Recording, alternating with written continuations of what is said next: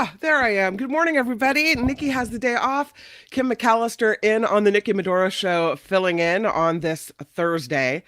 Uh, Big debate last night, right? Did you guys watch it?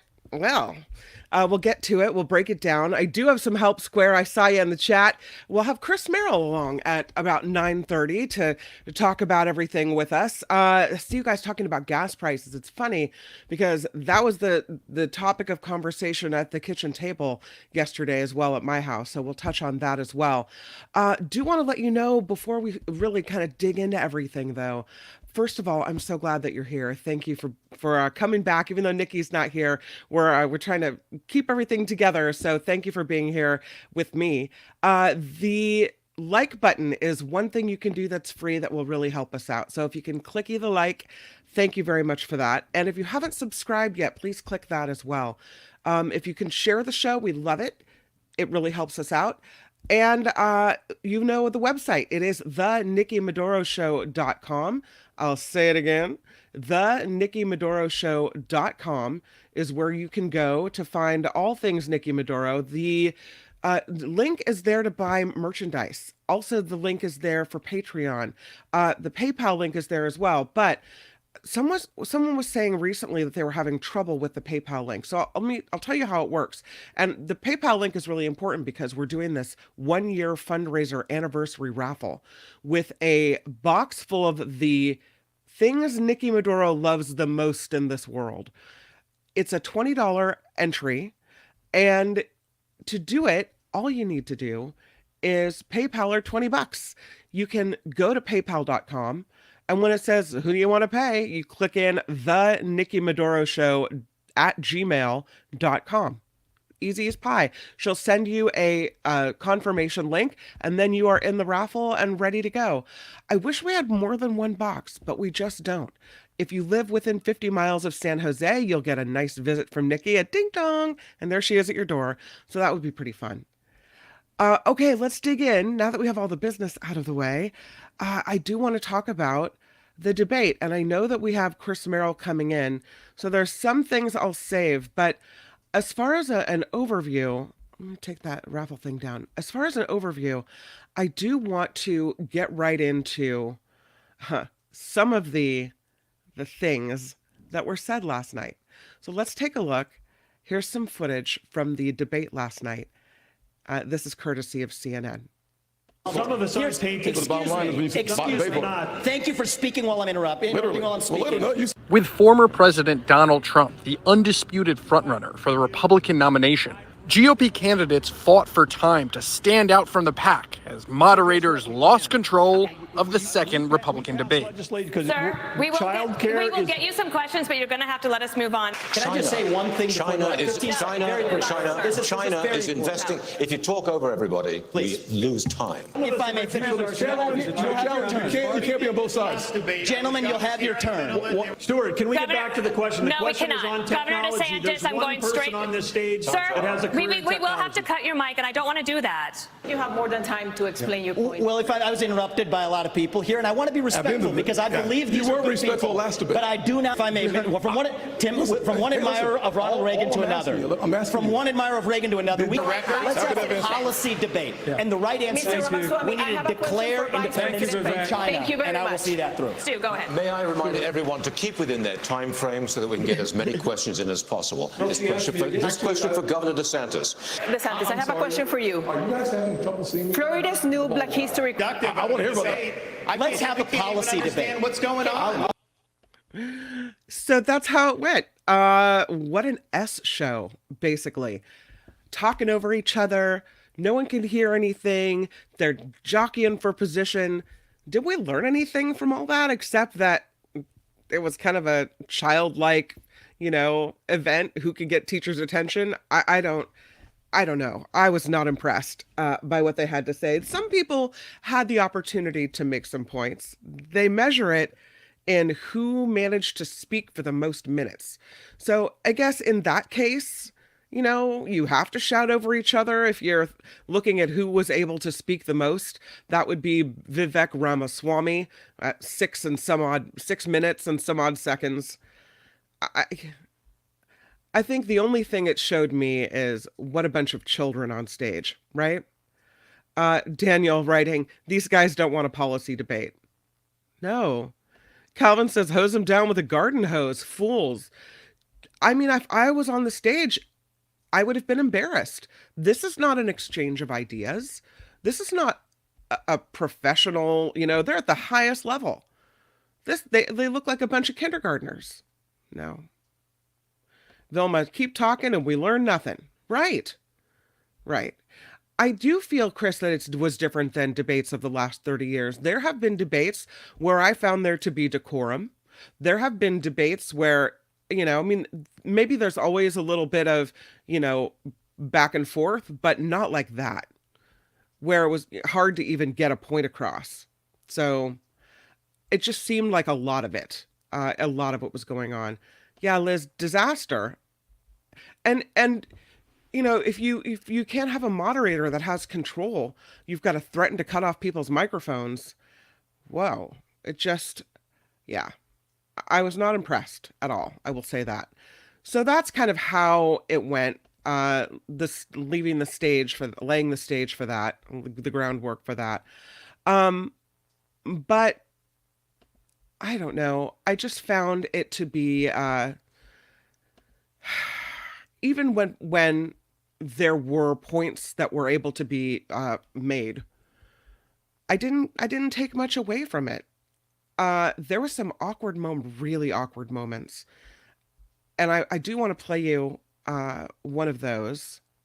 One of those was Mike Pence, and he, for some reason, had someone telling him that he needed to make people laugh and he needed to start making jokes. And I will say that I don't think Mike Pence is very funny. And so when you have Mike Pence trying to make jokes, that's just not what he does well. He was not playing to his strengths at all. He was, what was he saying? He tried to make a joke about his wife is a teacher. So he was saying, I was sleeping with a teacher for the last, 28 years.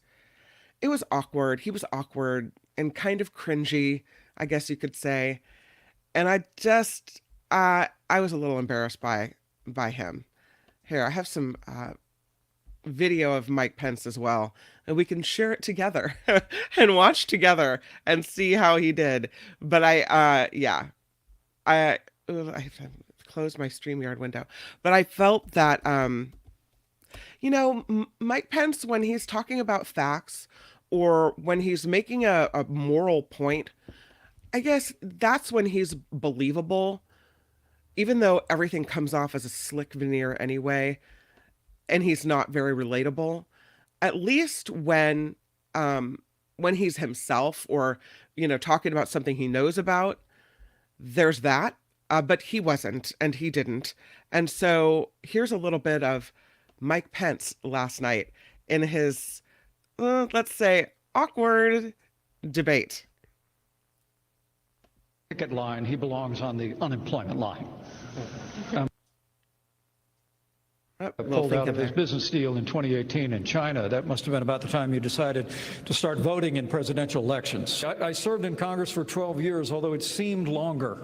Chris, you mentioned the president's situation. My wife isn't a member of the teachers union, but I got to admit, I've been sleeping with a teacher for 38 years. And Chris Christie's like, yeah. Right. Okay. Not so funny. Didn't go over so well. I don't know who, maybe it was the writer's strike and they're just, there weren't enough people that were ready for him. I'm very excited right now to welcome my friend and a big time talk show host. It is Chris Merrill, everybody. Hi. Oh, is it me now? Oh, it's you. Hey. I saw you down there. I know you said 9:30, but I'm popping you in a little early. How are you? That's great. I'm well. How are you? I'm good. Did you watch the debate? You see a little something? If you listen to me this afternoon, I'm going to be on a station that caters to a very conservative audience. Oh, okay. Because we disagree on what conservative means nowadays. The audience and I do. But I will, of course, tell them how I watched the debate and how enthralled I was with the debate, yeah, it wasn't worth my time. I just thought I'll catch the highlights tomorrow, and that's exactly what I meant. So it was a lot of hollering. There was a lot of talking over each other, and I mean, what did you? I don't know. Even from the clips, did you learn anything about anyone? No. And to be honest, that's what all the debates are now. And I don't care if it's this time around or if it was last time. I don't care if it's the Republicans or the Democrats. I'm a little disappointed in the way that we debate nowadays. And I don't know if we want to say that is the fault of us as a society, because we are so accustomed to being entertained and things have to be moving forward, and we don't give ourselves time to process and to think about things. The Lincoln Douglas debate or the Nixon debates, they were not spectacles in a way that you tried to grab attention. They were spectacles in a way that you tried to say something substantive. Right now, the biggest takeaway that I've seen from the debate is that Nikki Haley quoted a movie that's almost 30 years old when she said we're dumber now because of this. So, singers are a big thing, and it's all about getting the clickbait for the next day, and talking over someone is just a way to usurp whatever the moderators. What use is a moderator nowadays? They had none. Yeah. No, it's become a schoolyard argument. There's no decorum any longer. So, I get a little bit frustrated with just the format of today's debates is everyone is fighting for every second they can get of attention on whoever's carrying it. I do have the moment you're talking about. Let's listen to Nikki Haley berate Vivek Ramaswamy. This is infuriating because TikTok is one of the most dangerous social media apps that we could have. And what you've got, I honestly, every time I hear you, I feel a little bit dumber for what you say, because I can't believe that here you've got a TikTok situation. What they're doing is these 150 million people are on TikTok. That means they can get your contacts, they can get your financial information, they can get your emails, they can get text messages, they can get all of these things. This is very important for our party. Exactly what they're doing. This is very important for our party, and I'm going to say you've gone and you've helped China make medicines in China, not America. You're now wanting kids to go and get on the social media that's dangerous for all of us. You went and you were in business with the Chinese that gave Hunter Biden $5 million. We can't trust you. We can't trust you. We can't have TikTok in our kids' lives. This is very important. Mr. Ramaswamy, you have 15 seconds. I think, excuse me. You have 15 seconds, Mr. Ramaswamy. Thank you. I think we would be better served as a Republican Party if we're not sitting here hurling personal insults and actually have a legitimate debate about policy. Haley was definitely trying to kind of repeat the success she had the first time in taking on. It felt like to me that it was just a squabble, a big old brawl. Yeah, and I don't know if into the barnyard, right? And it was just. I've heard it said that Nikki Haley, if you want to look at who's the winner last night, that she had some of the strongest statements like that, or that she somehow came across as the most relatable. I don't know if it matters, because it just seemed like so tear you all down. Always, but that's politics today. I mean, mudslinging is not new. It's just this. When I'm in fact, I'm going to play that clip later when I do the show, and I'm going to pull the Flight of the Bumblebee audio. Is it just as she started talking and Vivek Ramaswamy started kind of sniping back? Didn't it just start to feel like right? It's just, stop! Everybody, just shut up! Just shut up! And the moderators. What point was that? No. So it's sort of like. This is false equivocation, but you get the tone. It's like watching Springer, and when Springer would set the stage and he'd talk to somebody and then say, "Now let's bring out, your boyfriend's gay lover," and it's like you're gay, chaos on the stage, chairs got flung, Steve had to jump up there and separate everybody, and from that moment on. You knew that there was going to be very little substance of the show. You were not watching for substance. You were watching for the disaster. You watch the hockey game for the fight. You watch the NASCAR for the wreck. That's what it's like watching these things now. There's very little substance out of it. Yeah. And I would even argue that in today's political climate, and it's we're being a little bit unfair because it's only a Republican primary right now, but I have this exact same feeling about the Democrats when I see them on stage. And that is there's no steak and there's almost no sizzle either. And they're all trying to get sizzle. Steak is secondary, sizzle is what they're looking for. Or if we want to use another food analogy, everyone wants frosting, nobody wants their cupcake. So I'm really frustrated with that because as we do know, once someone is elected, there's no bickering like that on the national stage. There's no squabbling like that. And if they started doing that, if they started to behave that way with foreign dignitaries, for instance, let's say you're at a NATO conference and you start going after Justin Trudeau. Well, Justin Trudeau, you can't even hold her marriage down. And everybody in America knows that you hate America because you're a man whore, right? We would all go, well, that's not representative of us. That's not what we want. But that's what we seem to gravitate toward when it comes to the primary process. And I find that very disheartening. I don't know what the solution is. It just is what it is.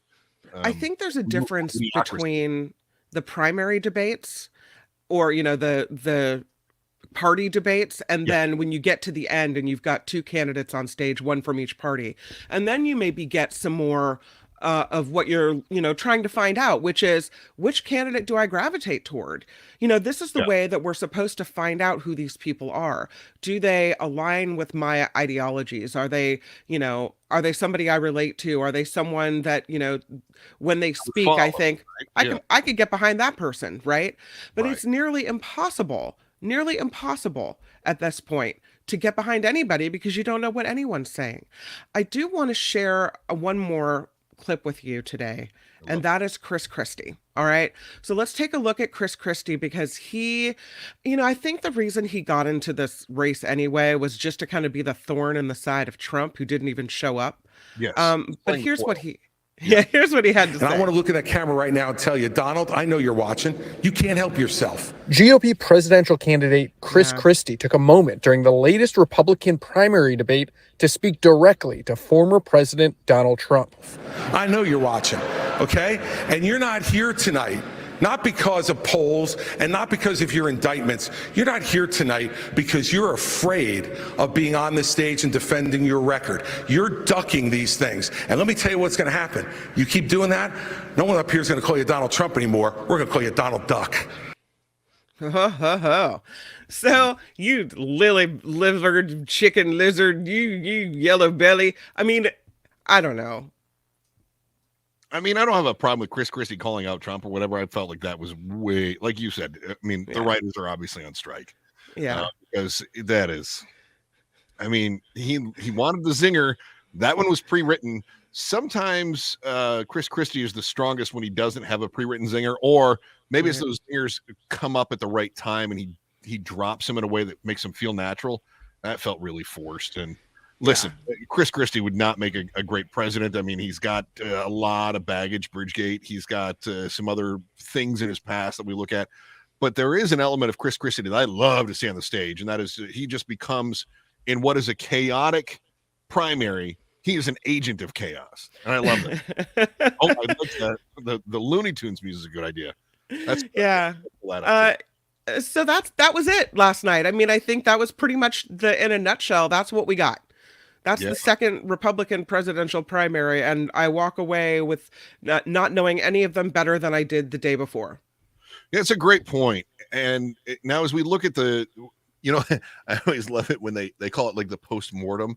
I've decided to start calling it the autopsy. Because I feel like that's even more graphic. It means the same thing, but it's more graphic, right? So I'm going to start calling it the debate autopsy. And so we have to wonder, okay, who won the debate? And does winning the debate necessarily mean that you were the best debater? Or does it mean that you raised your profile and that you maybe can bring in some more donor dollars? And let's face it, donor dollars matter. And they matter so much so that it's a qualifying criteria to be on the debate stage. Yeah. So how well you raise money is as important as what you believe, because frankly, they can find another empty suit that can say the same crap somebody else is saying on the stage, but can you bring the money in? So did DeSantis do enough to maintain his second or even third position? I don't think so. I don't think he did. I just think DeSantis, as always, looked awkward as hell on stage. He just looks to me, he looks like an 8-year-old wearing their first suit to their aunt's wedding. That's what it felt like to me. You know, it always feels that way when he speaks. And Vivek Ramaswamy, I should say Rama Smarmy. That's what I'm gonna start calling him. Yeah, I'm gonna be very Trumpy in this. It's Vivek Ramaswamy. Yeah. I just have to say it a few times. Yeah, he just always strikes me as like a used car con man anytime I look at him. And to be fair, I am absolutely participating in what I just criticized 10 minutes ago when I said that we're looking for sizzle over substance. 100% true. But I didn't find a whole lot of substance in what very many of them were saying. Well, can I have both? Can I have a little it factor and get some real points across? So who was the closest as far as that goes? I know politically you probably don't align with too many people on that stage. No, but if you were to I would say probably Haley. And I don't agree with her on anything. But, you know, at least I felt like she was the most normal of them all. She had some ideas that I feel like she could explain. With some to harken back to a term 20 years ago, some gravitas. Right. You know, she brought some experience to the table. She brought some passion. I believed her when she said she was infuriated at Vivek Ramaswamy. See, I'm getting there. So yeah, there was a lot of that I thought she probably brought that. I think it was a bit disappointing for people watching to see her arguing with Tim Scott. Yeah. Because she's the one that appointed Scott to the Senate seat, right? So, you know, maybe it's going to come across as though she's criticizing her own children in that regard. Does that make sense? You know, don't call your own kid up. You know, that's kind of the way I took that. Oh, that's a little awkward. You know, who else are you going to appoint that you're going to later say was a terrible decision, right? I mean, that's one of the criticisms of Trump when he says he surrounds himself with the best people. But he's constantly firing the people that he hired. To fire everybody, exactly. Yeah. Do you feel like the real winner of last night was Trump for not showing up? Or do you feel like people are, if he keeps not coming to these things, because there's probably going to be another one, right? Yeah. That people will start feeling like he's a little cowardice for not showing up. It's hard to say. Cowardly. Yeah, it's hard to predict people.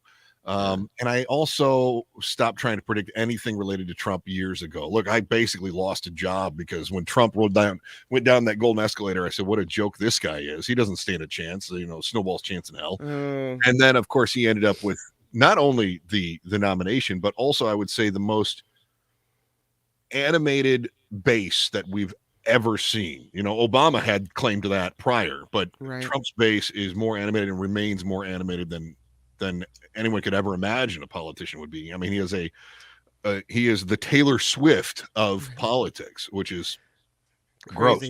Yeah. So I try not to predict a whole lot. I can tell you, I don't know that he won. I can tell you, I think the GOP party is losing with him not being there. And that becomes evident when we all looked and we went, there was no substance to that debate. Yep. We didn't come away from that debate feeling like, oh, that's a clear potential opponent, or that is a clear potential proxy should Trump be jailed, right, after all the trials and whatnot. I don't think anybody came away from that feeling like, oh, there's a line of succession here, or even, hey, there's somebody that I could see on the ticket with Trump. Because, as you said, Haley seemed to have a strong performance. Trump's not going to put Haley on the ticket. She said things about him that made him feel like she was very disloyal, very nasty woman, right? So there was nobody on that stage that we feel like we even need to remember beyond this. And Trump said they should just stop having debates. I kind of agree with him. They should stop having debates. He says, quit wasting money. Yeah, quit wasting money. What are you using it on? There's nothing. You're not getting anything out of it. Stop wasting money. And frankly, how much money is Fox making on this? How much money are the networks making on this when they air this garbage that look, Golden Bachelor airs tonight. It will have much higher ratings than Isn't that sad? Is it? Because he's kind of cute, don't you think? I mean, he's 72, but he's got kind of that, what's that, grandzaddy? He's got that grandzaddy going on. Good morning. I just feel like, though, this is this is our American political landscape. And after everything that has happened, after January 6th, after our threat to democracy, however you feel about President Biden, some people are saying, oh, whatever with age. Everyone has an opinion, but then if you don't participate in the process, if you don't really find out who these candidates are, how can you really support anyone or get behind it? There's nothing to me more important than figuring out who you're going to vote for and finding a way to be part of this process. Yeah. Unfortunately, our decisions don't really make a lick of difference until we come right up to election day. Yeah. And that's the sad truth behind all of this. Why the campaign donations are a criteria for qualifying to be a debate, to even get attention, right? So campaigning and what you bring as far as being able to raise money, not just for your own campaign, but for the parties. And then the parties, of course, have garnered so much control that they call the shots. They go, look, this is our template. These are the topics that we're going to address. Here are our talking points on these topics. And if you veer too far from these topics, then you're out. The GOP has completely lost control of their own party. It is the cart before the horse. It is the tail wagging the dog. It is all the other bad cliches you could throw in there. And when you have a party that says you have to sign a pledge of loyalty, and the one person they need to be on that stage to garner any sort of attention, forget credibility. That's out the window. Credibility is no longer important in American politics. The person they need on that stage for attention, for fundraising, for electrifying that base, refuses to sign the Pledge of Loyalty, which was designed to protect him, but he won't do it. So who's running that party right now? There is nobody at the helm of the GOP. Nobody. And Trump basically can just kind of point and say, this is what we're going to do today. And they, okay, Mr. Trump, we'll do what you say. Except for Chris Christie, who doesn't stand a snowball's chance, but he sure is fun to watch as an agent of chaos on the stage. Yeah, he is. I'll give you that. Yeah. There's a lot of people talking about, well, somebody on that stage is likely going to be the vice presidential pick. John Watson chimes in saying Carrie Lake. Correct. It's going to be Carrie Lake. It's not going to be anybody on that stage. And you just mentioned that. Yeah. So, yeah, I don't know. Let's see. I think he makes a really good point. I talked with, so I have a producer that keeps lining up these really right-wing pundits to come on as guests, and I just sort of go, because one thing is you have to, when you're talking to an audience, I have a quote on my sheet. I'm not a quote guy, but I have a quote on my sheet that says, if you want to tell someone the truth, make them laugh, otherwise they'll kill you. It was George Bernard Shaw that said that, and that'll be the last time you ever hear me quote somebody else, right? But these political pundits, I said, okay, who's not on that stage that could be on the radar? And they brought up Carrie Lake, and I thought, Carrie Lake, she nails exactly what Trump wants. She is nuts. She is insanely loyal. She is television pedigree. She did 30 years on TV there in Phoenix. I used to watch her when she was the TV host. And then all of a sudden she just became nuts. She doesn't give up on this election conspiracy stuff. She doesn't quit on the conspiracy stuff. And she will raise money like mad on the conspiracy stuff. She is the closest thing to a female Trump that I have seen. And I think that is huge. There is one drawback to her, and that is that she doesn't bring in anybody else. So if you have somebody who's, one, never Trumpers are just never Trumpers, right? And then you've got about a third of the Republican Party that's an always Trumper. Regardless of what Trump does, he's never wrong, always. And the remainder now are going to be what they call the maybe Trumpers. And I was reading a great article about this. And they're the ones that sort of need to be convinced. They're like, yeah, I would vote for him, but they want to see this and this and this and this. So he needs really somebody that's got some policy chops and somebody that can jump in there and bring in some votes that otherwise Trump can't garner, to really pull some of the independents over and go, okay, Biden is old. I don't trust he's going to be around. I don't like Kamala Harris. I don't like Trump, but he's also old, and who knows? He's one cheeseburger away from the grave. So maybe this is the right person because, maybe I'm going to vote for that Trump Tim Scott ticket, for instance, right? Maybe that's the solution for him. And remember, he did pick Mike Pence, who was about as milquetoast as you could get the first time around. So, it wouldn't surprise me if he went after somebody else, but I think Carrie Lake is his mirror image. Do you feel like sometimes when you're on these stations that maybe, because I never really thought of you as any way a liberal, conservative, whatever. Like you always just are common sense, right? Try to be. When you talk about things, if it's a Republican talking point, it doesn't make sense, you'll spear it. If it's a Democratic talking point, you'll attack it as well. Right. To kind of get to the meat of what makes the most sense. What is common sense? Do you find that using the common sense argument works on really conservative stations? I have to be careful how I answer this because okay, maybe I shouldn't have asked you. I'm sorry. Question. Yeah. Well, I say that because KGO was great. KGO, of course, it was always pitched as being left of center. Right. And KGO is, I would say that KGO was left of center. It wasn't like the Bernie Sanders, AOC, that far left of center. It was more like your Newsom, Pelosi left of center, right? However, and I made this point when I was having a conversation in Phoenix before we decided to part ways. They said, well, in fact, they said, you're too liberal for our station. And I had conversations with the program director at KGO who said, we're getting complaints that you're too conservative for our station. And the point that I made to the guy in Phoenix, I said, listen, if you're in California, you think of St. Louis as back east. Right. Mm-hmm. If you are in New York, St. Louis is out west, right? It's the gateway to the west, right? Right. Where is St. Louis? Right. It's in the middle. Yeah. And so in today's really tribal system that we have right now, you're either with me or against me. KGO had more conservative listeners. As a left-leaning station, it had more conservative listeners. Yeah. And the conservative stations I work on have for liberal listeners. Right. So and talk radio in general has sort of picked up that landscape.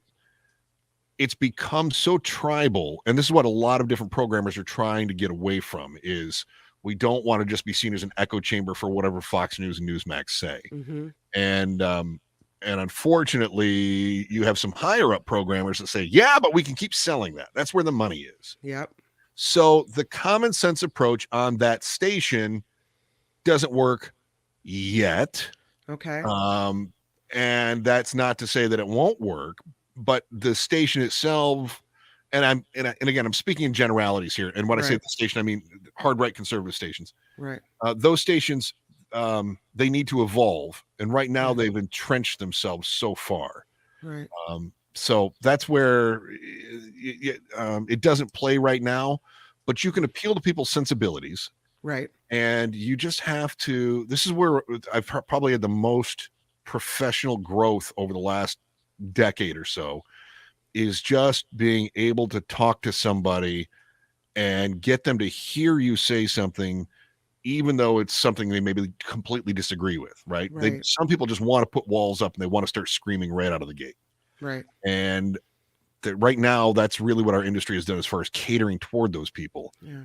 And there are people out there that want intelligent talk radio, which is why you see NPR stations doing well, even in conservative markets. Right. Because people want some conversation, right? They want to know some facts. They don't necessarily want just this is what the right-wing echo chamber is saying today. If I'm going to listen, I don't want to hear what I think.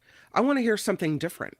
Right. I want to have that conversation with you. I want to think, talk about, am I right in my thinking, or let's hear what someone else has to say about this matter, because I could listen to myself all day long.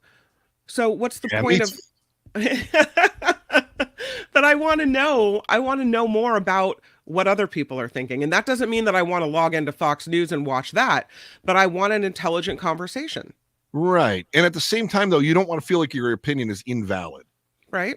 Because you don't want to feel talked down to. So, like, you're not going to tune into Newsmax. No. Because they're going to tell you you're an idiot, right? And you're like, I don't need to hear I'm an idiot from these people for whom I have no respect. Right. But you might listen to News Nation, and Dan Abrams might say, here's why the approach on crime in San Francisco isn't working. And you're going to go, okay, tell me now. Mm-hmm. But if you tune into Newsmax and Eric Bolling says, here's how the idiots in San Francisco are ruining America by encouraging crime. Yep. Same topic, two different approaches. Right. So who do you want to listen to? who are you going to value that opinion on? And you may disagree with Dan Abrams. You may say, no, I think that criminal justice reform at the low levels is an important thing to consider. Whereas Eric Bolling is going to tell you, you're a moron. We need to throw away the key on everybody that ever breaks a window. Right. So it's just, how do we approach that? And you can approach crazy people sanely. You can. Yeah. Most of the time. There are some that are just, they only respond to crazy and they just want to be angry all the time. And it's sad and exhausting. You mentioned when you're talking about this, you mentioned Governor Gavin Newsom. Yeah. And, I wonder if that's the reason that a debate between a Newsom and a DeSantis on Fox News is valuable, because you at least get these people who would never listen to the other side. Right. And you kind of, you shove some facts in there and you get someone who maybe they don't like, but they'll hear what he has to say. And there may be some value there. They'll hear it, right? The message across, they may hate the message, right? Right. I just wonder if there's value there.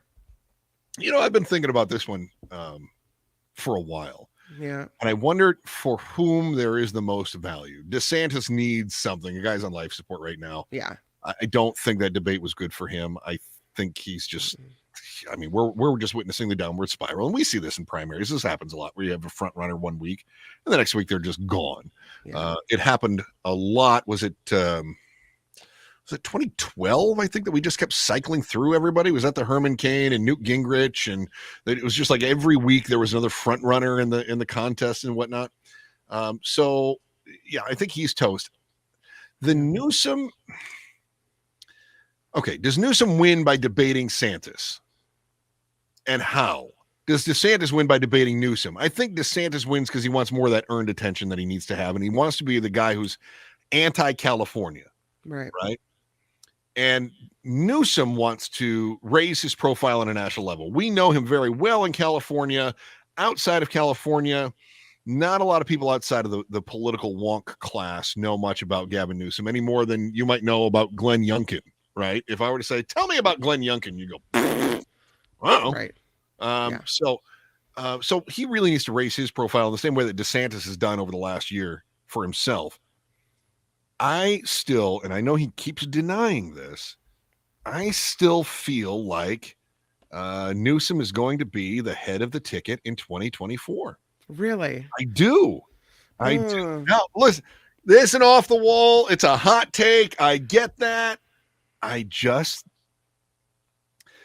If ever there is an opportunity to replace an incumbent president with a strong, younger version who doesn't have the same baggage, this is the time, because right now the guy on the other side is crippled.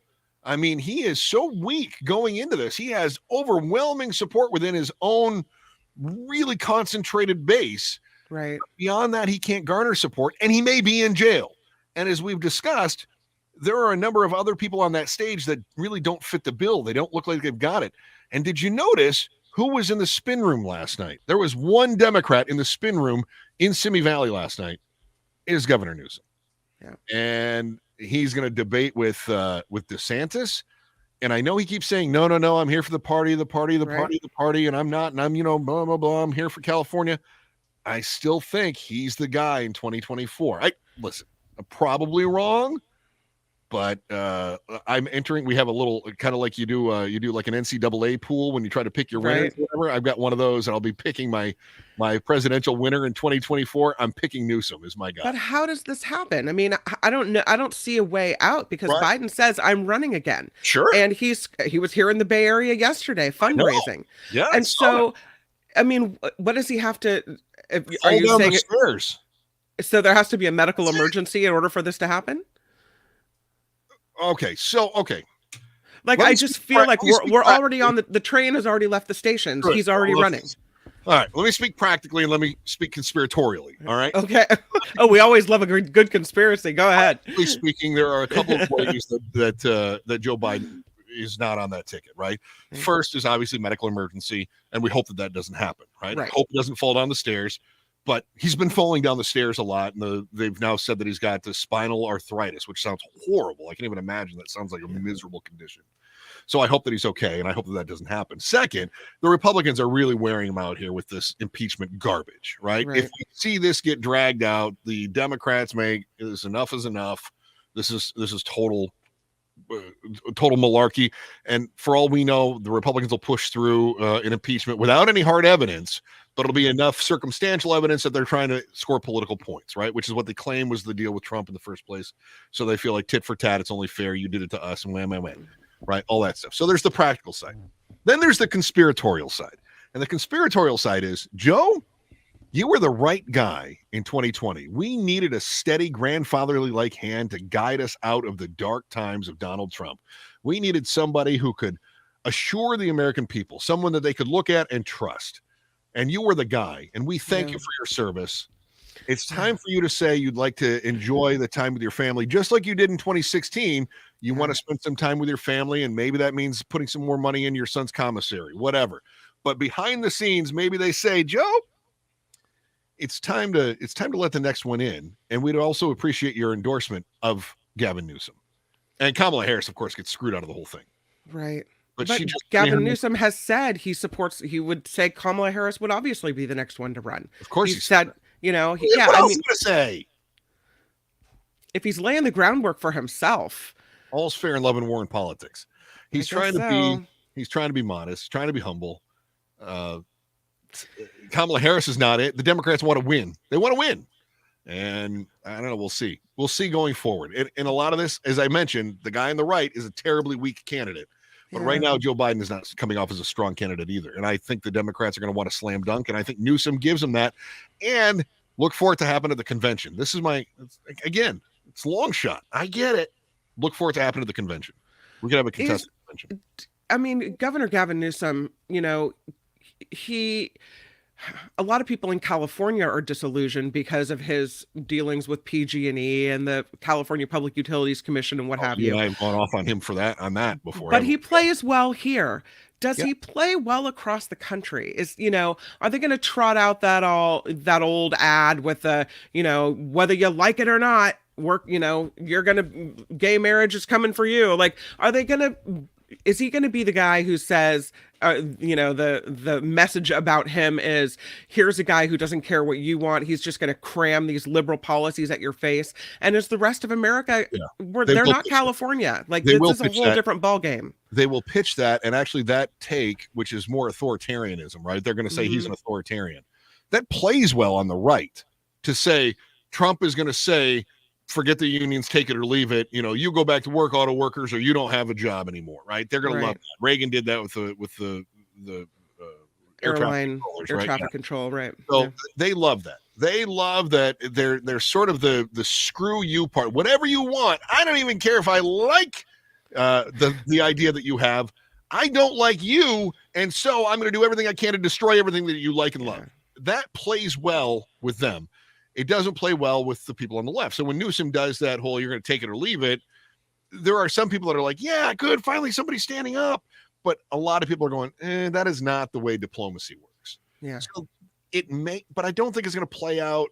I don't think it's going to play out all that well when the counter programming to that, when you've got Trump, is so simple to say, right? Wait a minute. Here's a guy that says this is what, I can do whatever I want, I mean, your argument is we should pick the guy that says I can do whatever I want instead of the guy that says I'm going to do it whether you like it or not. It's the same thing, right? Yeah. So, I mean, obviously, we know there's a big difference between Trump and Newsom, right? I mean, there's not much of a comparison there for me. Utilities, right? I hate that. Yeah, I hate that. I mean, all politicians, sadly, are going where the money is, right? Absolutely. And policies are what. Look at even in San Francisco, the recent rubber stamping of the Cruise and Waymo robo-taxis on autonomous vehicles, when clearly they're not ready. But all the politicians are like, oh, give me the money with one hand and approve it with the other. So, yeah. Well, that's why you have two hands. Well, clearly, yeah. Yeah. No, you're right. You follow the money, and that's very frustrating for all of us. Yeah, it is. Can we talk for a moment about this New York case and former President Trump and the Trump Organization being found liable for fraud? I can speculate generally, but I don't have a whole lot of in-depth knowledge. Okay, so here's what I understand about this case. There's two parts of it. First is whether he's liable for fraud or the Trump organization is. And the judge says yes. The second is the trial that starts on Monday. And the trial is to find if there are any damages incurred and how much that would be. Right.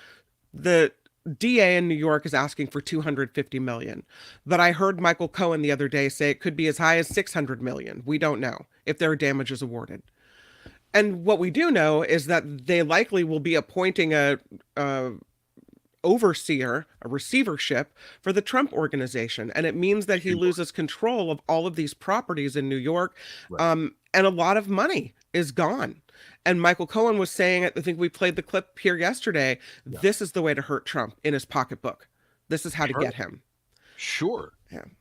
But Trump is good at diversifying his portfolio. And right now he's got the political grift. Yeah. So I think we have to differentiate the Trump organization from the man himself. Right. And right now the organization is being hurt. And I know that Trump Jr. was out there saying Mar-a-Lago is totally only worth $18 million. And, yeah. Right. And we know that, excuse me, he's saying it's worth $450 million, but we know it's $18 million, right? All that stuff, whatever. I mean, doing the same thing on the paperwork that got them busted in New York in the first place. Absolutely. Yeah. That's exactly right. But I don't, they've been playing that game so long. I just feel like I think it hurts Eric and Donald Jr. more than it hurts Donald Trump. I just feel like he is at that point where he doesn't care. Listen, my image, my ego is bigger than this business. And you guys, your name's on the business now. I know I'm the one that put my name on it to start with, but now it's your name and I'm the president. You are the Trump organization. I am President Trump. I just think that's where his ego is right now. I could be wrong. It's been known to happen, but you just wait. Because as soon as Gavin Newsom is sworn in as president, you're going to be like, that guy. Well, we know now Ivanka Trump is being called to testify in this fraud case in New York. Yeah. So, I mean, it's just another, I'll use the word again, another circus. This is all, I mean, is it warranted legally? Looks like it. But it's just all these cases and all these spinning wheels everywhere. It's hard to know. It's hard to pay attention to all the kind of the variances of the nuances of which is which. What's he in trouble for now? Yeah, I can't keep up. I can't keep up with it. That was one of the things you remember during his presidency. It was like every single week there was something new. Constantly. There was something new. So much so that we started to forget them. There was so much noise. We started to forget things that were going on. Yeah. And I don't think that's necessarily by accident. I think a lot of it is just bombard people until they are fatigued. And there was a time during his presidency, Trump, where every morning I'd wake up and think, what the hell outrageous thing is he saying this morning? Sure. What is it today? And then it seems like people get an appetite for that, and then when in a tabloid way, right? Yeah. Mm-hmm. Yeah. But in the same way that we start reading the tabloids, I don't know if you saw that. I saw one of the tabloid headlines as I was walking through the grocery store the other day. Kate Middleton is pregnant again. She's not, but that's what the tabloid said. Yeah. But because it's another tabloid that says Kate Middleton is pregnant and it's an alien baby or whatever, then we just we roll our eyes and go, sure it is, right? So in a tabloid way, we thirst for the sensational, but we don't give any credence to it. And again, I think a lot of that is by design. I do. And this is where he's really good at this. He's really good at just constantly marketing. His brand is outrageousness. Yeah, that's it. And the only way to get that brand is you can't just tell people I'm outrageous. You have to just be bat spit crazy. Yeah. Before I let you go, because I've kept you longer than I want to, but I love you and I just love talking to you so much. Yeah, so that's great. But President Biden, we mentioned, was in San Francisco yesterday, and he mentioned the whole government shutdown thing. Yeah. And he was talking about Kevin McCarthy, also from California, right? And he said the speaker is making a choice between the speakership and American interests. And he said, he basically bashed McCarthy over this whole thing and said that they had a deal when they were looking at the debt ceiling. The debt ceiling. He said, we shook hands on it. We agreed. Now, a couple months later, they're changing the whole deal. They're trying to come back and they're going to try to take away everything we fought for. Right. I don't see how McCarthy comes out of this at all. his hands are tied by these, Freedom Caucus people, by these ultra right people. Right.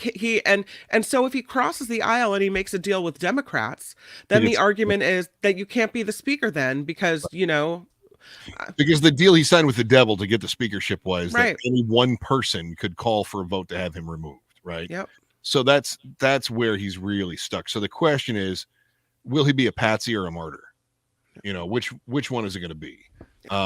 So is he going to make a deal, even if that involves crossing the aisle and then lose his speakership potentially? Or is he going to be the guy that says, sorry, everybody else, but Matt Gaetz wants this thing, so I guess that's what we have to do. Mm-hmm. I don't think he has a choice. I think he's going to have to go down the bipartisan path. And I say that because whatever Marjorie Taylor Greene and Matt Gaetz and Chip Roy throw out there, whatever they want is dead on arrival in the Senate. It's just not going to go anywhere. Mm-hmm. So I think that he's going to have to find that bipartisan solution, something that is going to be almost pre-hammered out with the Senate. We saw this happen with Nancy Pelosi and Mitch McConnell used to work on these, or Nancy and Chuck Schumer, whatever it is, whatever the combination was at the time. So we saw that play out. But then the other calculus here is, will Gaetz, Green et al. Go through with trying to remove him from the speakership? Now, they certainly have got sort of that Trumpian scorched earth mentality. They're not afraid to burn everything and then roast marshmallows on the fire. But if that happens, one, I'm grabbing my popcorn because I'm here for the drama. I love it. Yeah. But I don't know who replaces him then. Because we'd be right back where we were before. And you'd go, well, I mean, is it Steve Scalise? Is he going to be the guy? Because now we're going to have the same infighting over, does Scalise take does he make a deal with the devil and say one vote could have me removed? Who is that person that replaces McCarthy? Right now, at the very least, and I don't think they have to do this, at the very least, the Gaetz and the Greens and the Boeberts and those could say, could continue to play off of how terrible he is and fundraise off of it. Which, we've seen that happen before where politicians claim they hate something, but truly they love it because it gets them more money. So I think they could continue to say we have to fight to build our numbers, with McCarthy. Otherwise they have to introduce the whole country to a completely new foil. And I don't know if they're smart enough to recognize that would be an uphill battle for them, even more so than the nonsense they're putting the country through right now. But listen, we are at the precipice of a government shutdown. We are about to see this happen again, and it's nice to see that the House is focused on solving problems today, which is why 3 committees are investigating Joe Biden and Hunter Biden's laptop. So we got priorities, people. Priorities. Chris Merrill, I adore you. Thank you for coming on the show. I mean, oh gosh, you've an open invitation. Anytime you have something on your mind, you want to pop in. You say it's an open invitation, but come on. If I just showed up at your house with a casserole and was door like, hey, unlocked. I got the lemonade on the porch always with a little seat for you, ready to talk. That's right. Ooh, I like that. Yeah. Sure. How's everybody in your house? How's the family? Everybody good. Okay? They're good. So yeah, you want to get real personal? You want to get really gory? I have a hernia I'm going to fix next week. Yeah. Do you really? Do you have to go have surgery? I do. Yeah. Isn't that fun? Yeah, when does that happen? Next Thursday. Okay. It should be a quick, easy one though. You want to talk to me while I'm on some meds? Yeah, please come on back. Let's get a loopy Chris Merrill. As if I don't already get that, we're gonna get a real loopy Chris Merrill. Yeah. No. Right. Well, good luck with that. I'm sure it'll all go well. Thanks for giving me a palate cleanse before I have to go and sit and listen to how Joe Biden ruined the debate last night. That'll be the rest of my afternoon. I'm sorry. Well, listen, that's radio. That's the world of entertainment. That's radio. Yeah. And that's not to say that we didn't do some topics there at KGO that I sort of rolled my eyes at and went, oh boy, here we go. Yep. Like you said, I try to take a balanced approach. I try to weigh every topic independently. And sometimes the audience doesn't want that. Sometimes the audience wants to hear about how somebody else is screwing them over. It just is. It's human nature. Yeah. That's true. We love to commiserate. Well, enjoy and good luck with the surgery. And please come back. All right. Well, I am. So anytime you want. Okay. Very good. I'll just pop into that waiting room. I'll just creep on you. Thank you, Chris Merrill. Bye. Cheers. Bye. I love that guy. It is, it's so true when I think about all the people at KGO that I was able to work with over the years and how high the bar was set there. Such good people. Love him very much. Yeah, a lot of people do as well that in the chat. So yeah, Ricky O'Bear, thank you for your time, Chris Merrill. Yeah, he will. It's interesting because I reached out to him and he was saying, I was just thinking about the show and wanting to come back on. So we'll see him.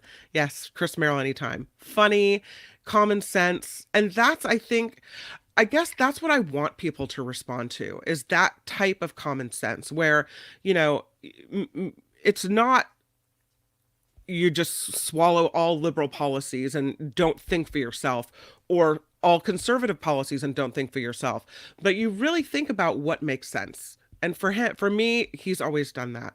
Yeah, Grady, thank you for that. And I loved your parrot as well. It's true. Yes, we did. Where can we find Chris Merrill? Chris Merrill is a talk show host, and he is hired, as he was on KGO, to fill in on different stations around the country. So you never know where he's going to pop up next, is the truth on that. So, okay, let's continue on with what we're talking about as far as what's happening. And it was President Biden, who was in San Francisco yesterday, who made this announcement. And I don't know if you guys heard about this, but he was talking about making an executive action on how to regulate artificial intelligence. And he said it's coming this fall, like a little preview he gave us, right? He said he's going to issue an executive order this fall to help ensure the responsible innovation of the artificial intelligence industry. He said it when he was in downtown San Francisco, which is the new mecca, the new hub of AI. He was at a topic, it was at a President's Council of Advisors of Science and Technology held at the Fairmont in San Francisco, so very fancy. It was a private event. He didn't share any details of what this executive action will be, but he says he has spoken with experts in the field of AI about how to take the good parts of it, but protect us from the bad parts of it. And what he said is we can't kid ourselves. There are profound risks here if we don't do this well. And that's really what everyone has been saying that is working on AI. It's funny because even Elon Musk, you'll hear him say, on one hand, he's working on AI and working to put these things out into the world. On the other hand, he's saying we are at great risk in the future from AI. So I think President Biden has been very attentive in listening to what people are saying. He said he'll be working with other world leaders as the administration tries to accomplish goals of managing AI. There are 15, according to the San Francisco Chronicle, American technology companies that have already voluntarily made commitments to enact AI-related safety measures, and that includes watermarking AI-generated images so that we'll know what we're looking at is a product of AI, and safety testing things as well. There are other leaders, political leaders in America, holding hearings with experts of the industry of AI, working on legislation. And it looks like this is one of those times where Republicans and Democrats both agree that we need to regulate this before it comes out. And we need to try to get ahead of things before we're in trouble. In California, we also have some AI regulations. Governor Gavin Newsom signing an executive order at the state level directing state agencies to study how they can use AI in their work. I don't know if you're taking money from these companies, if then you're not really serious about regulating them. And that's my worry, is when you have these tech companies, founders mostly, that are holding these fundraisers for politicians in Atherton and San Francisco.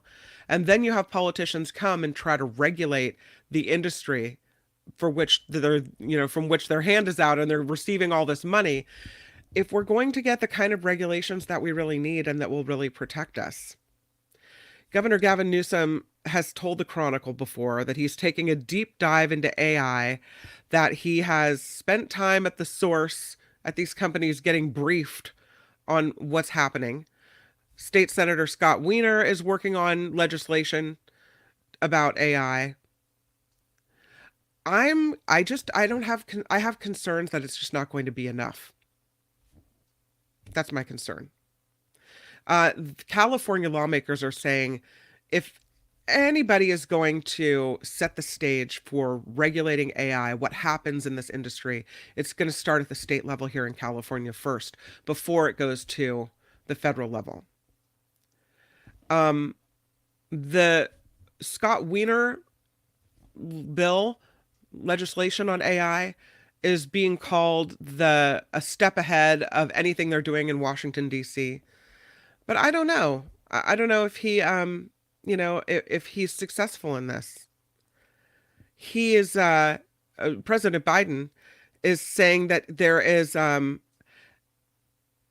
a lot of good to be harvested from AI, but that we need to make sure that we take care of ourselves and that we are ready for this. And I mean, I agree with that. So we'll see what he has to say. It was kind of a big announcement yesterday in San Francisco, an appropriate place to make it. Vilma writes, when it comes to AI, we have to start somewhere to regulate it. I agree. Eric's saying, I don't know if the president could make an executive order that would be effective. Can he tell corporations what to do? Again, some corporations are voluntarily taking steps, as we heard, to watermark pictures and things.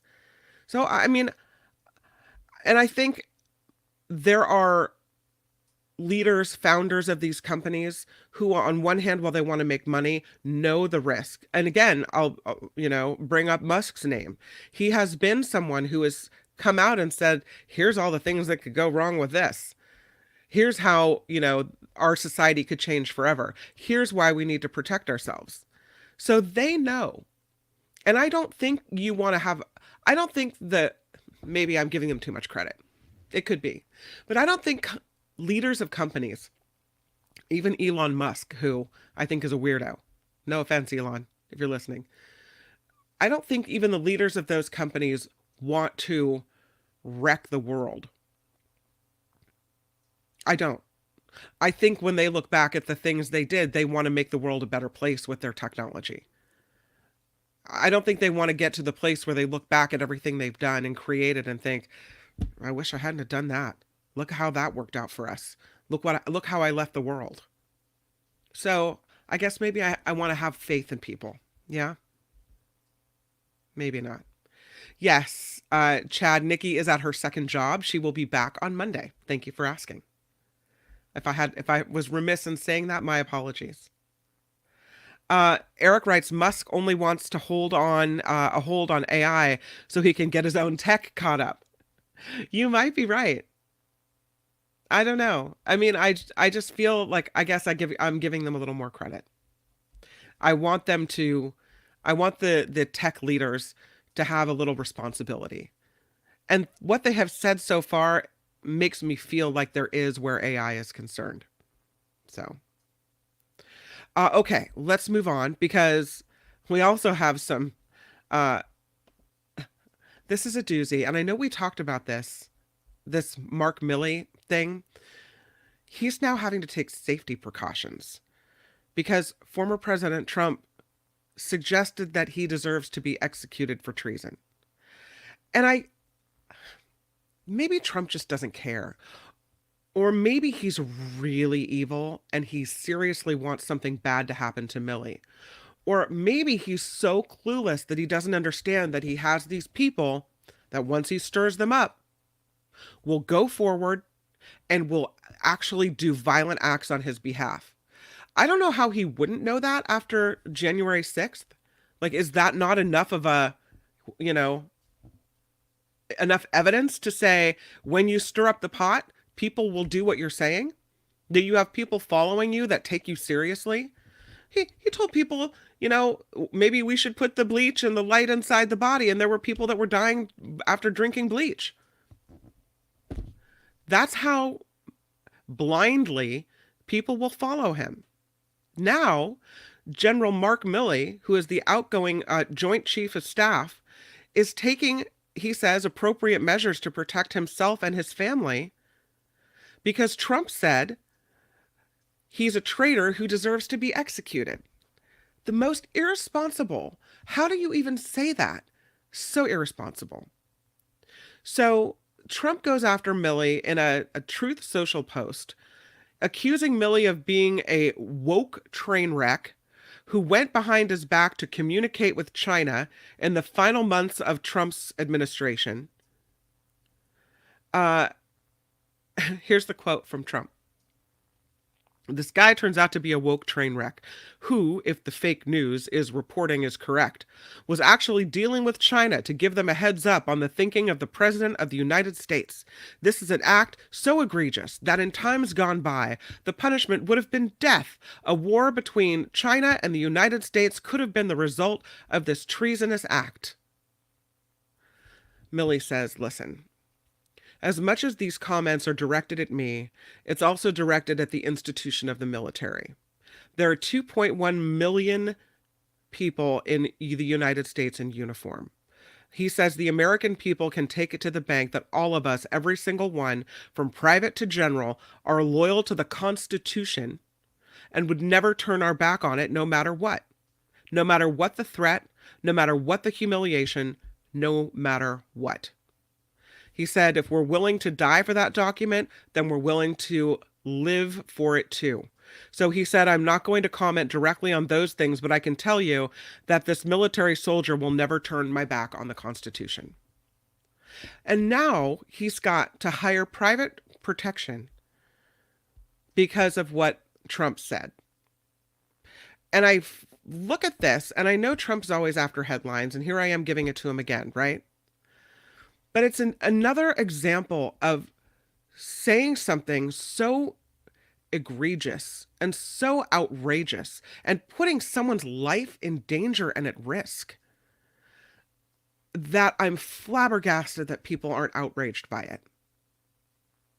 Whether you like Milley or not, he's someone who served the country in the military. You can argue whether or not you like the military, what have you. But he has served this country. And because he's disloyal to Trump, because he put the Constitution over this person, he deserves to die? No.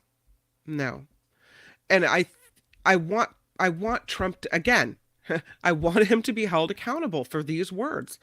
And I think, similar to January 6th, if anything happens to Milley, I want Trump to be held accountable there. Because Trump has to know that he has crazies in his party that will truly take him at his word and try to do his bidding. And it's very upsetting to me. I hope it is to you too. I hope it's something that we're all paying attention to. So, another thing I wanted to mention to you guys today is this whole dress code thing in Washington, D.C. Some people are clutching their pearls saying, oh, look, we have now a loss of the decorum of the old ways of doing things, of, what have you. But I guess I care more about the issues than I do about what you're wearing as you, cast your vote. I mean, in the olden days, when you went to one of my grandparents went to the airport, that was dress up. You wore fancy clothes to the airport, right? You were seen out and about. You were traveling. You were putting your best foot forward. There is something to that, the whole dress for success thing. But a cliche to say at the end of the day, I just want the business of the country to be done and done well. And I don't care if that means you're wearing shorts and a hoodie, or if you're wearing heels and a skirt, or a three-piece suit with your red power tie. It doesn't matter to me.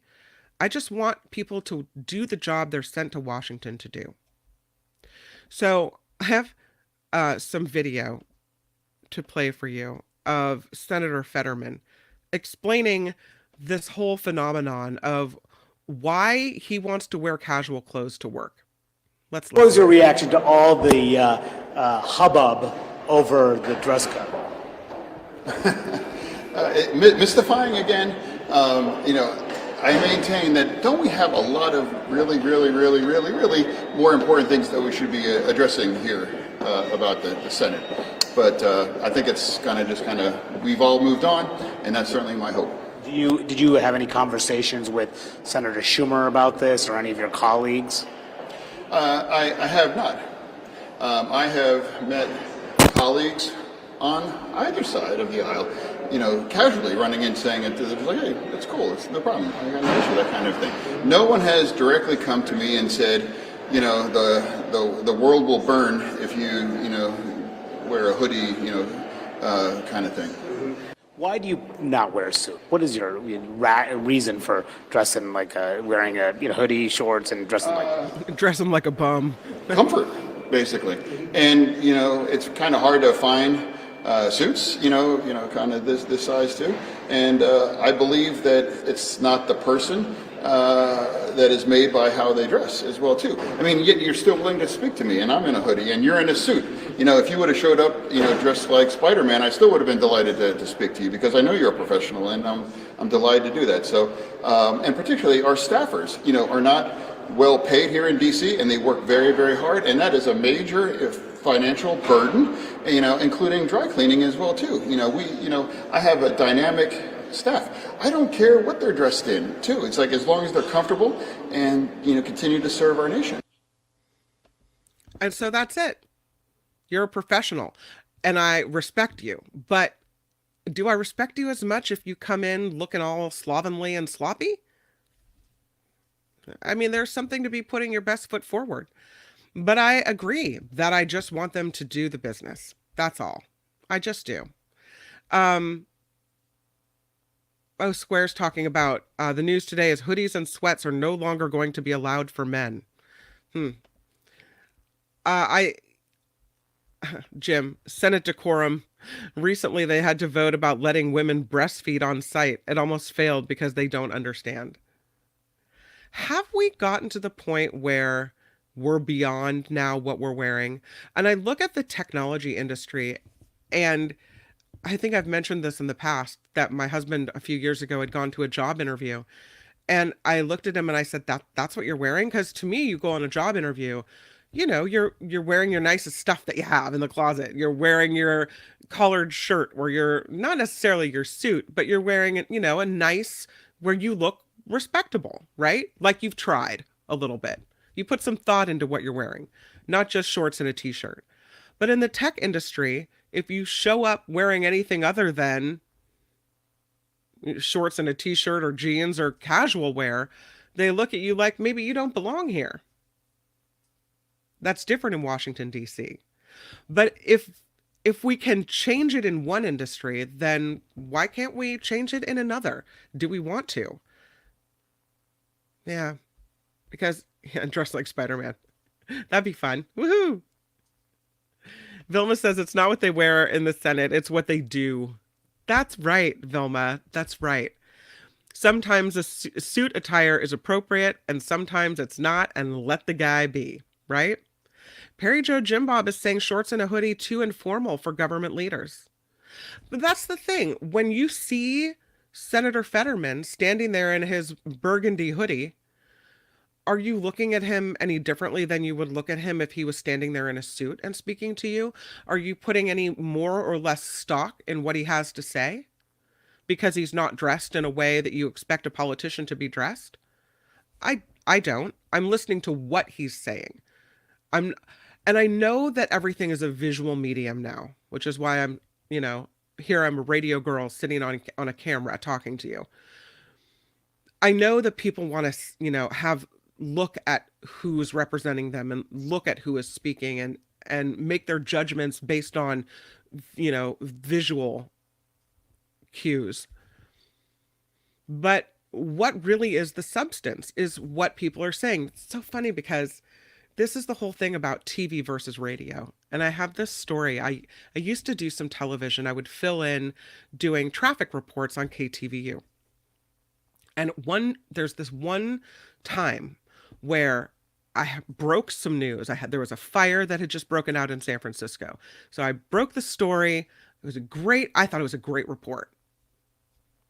Not to toot my own horn, but I thought, oh, that was a really good one. They weren't all good ones, but that was a good one. And they had this thing called the hotline, right? Where the station management can call you and you do this phone rings, you know, it's the boss.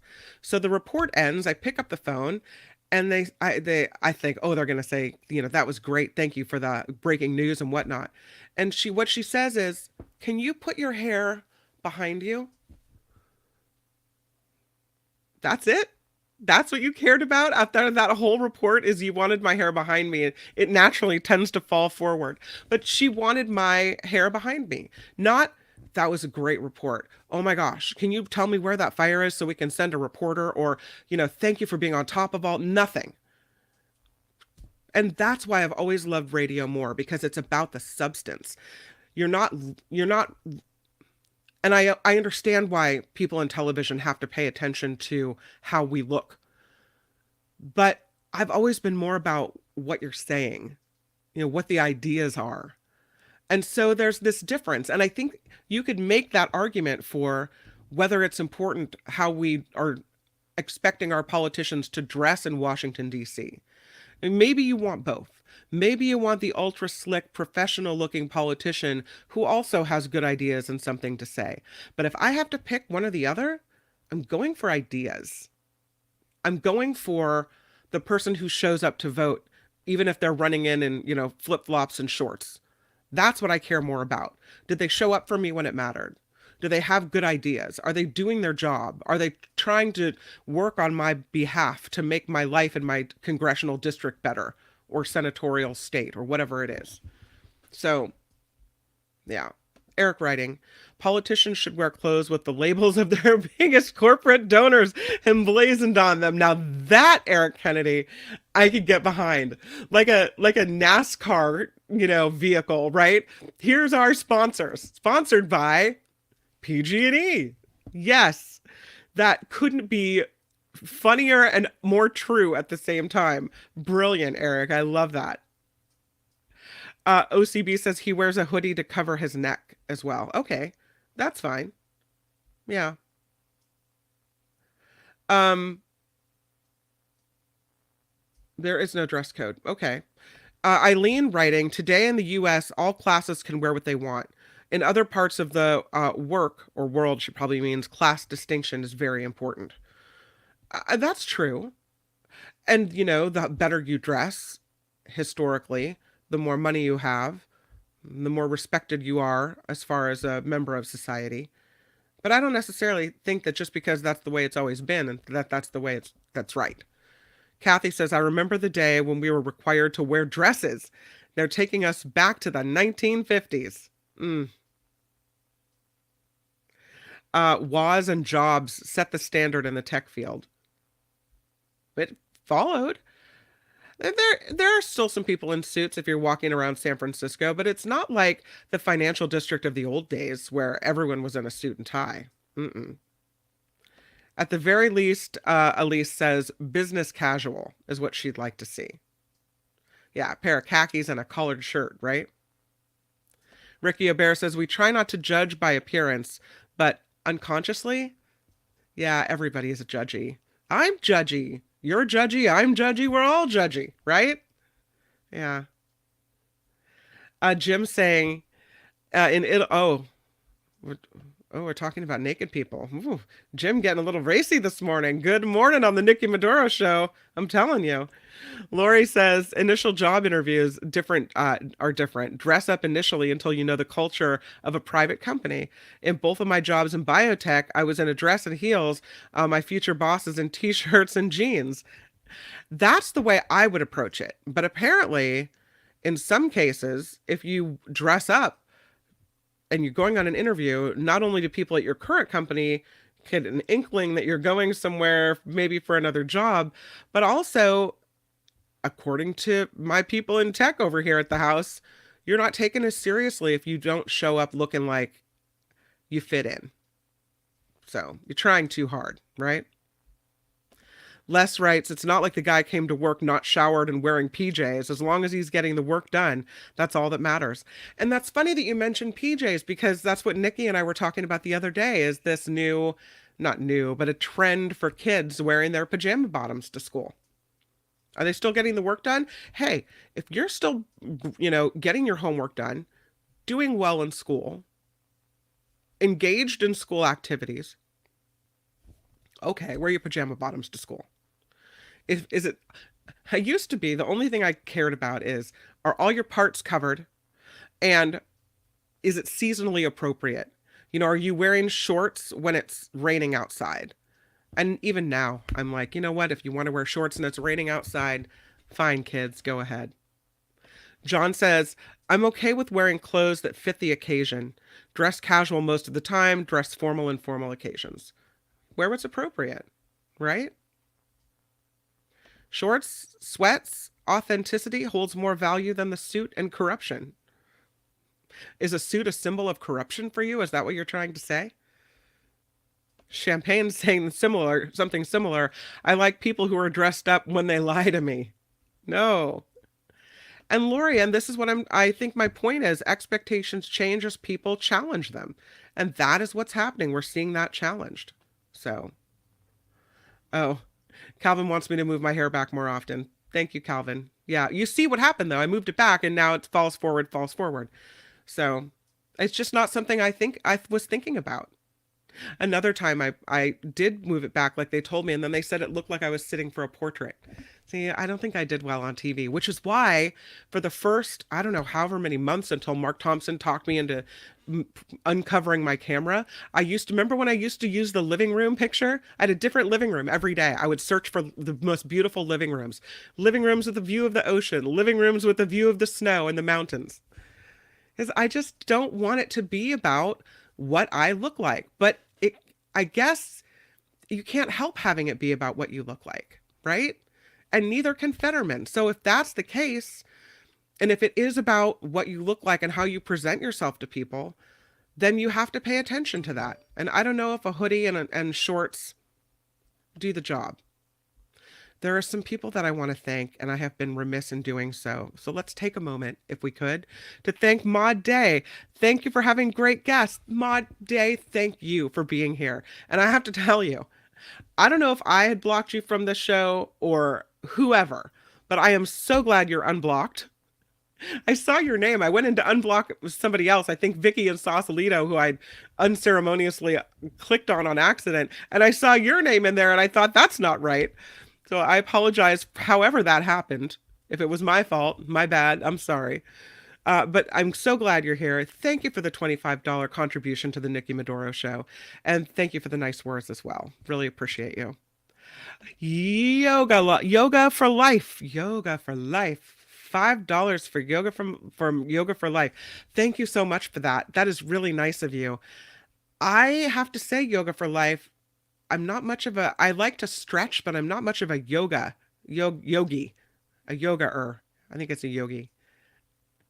I'm this is really embarrassing to say. I've always wanted to go to a yoga class, but I'm a little embarrassed that I won't be able to do all the, contortions. And also, what happens if you're in there and everyone's trying to do it? And, you've seen these videos of people that they're compressing their abdomen and all of a sudden someone's tooting in there. That's one of the reasons I haven't gone. I'm mortified of all these things. But Yoga for Life, thank you for the $5. And I'm sorry, I didn't mean to diss yoga, but maybe I'll try it at home. I'd like to do that. Spencer Jaffe for $5. Spencer, you're awesome. And thank you so much for always contributing to the show. And Janet R., you are amazing. Thank you.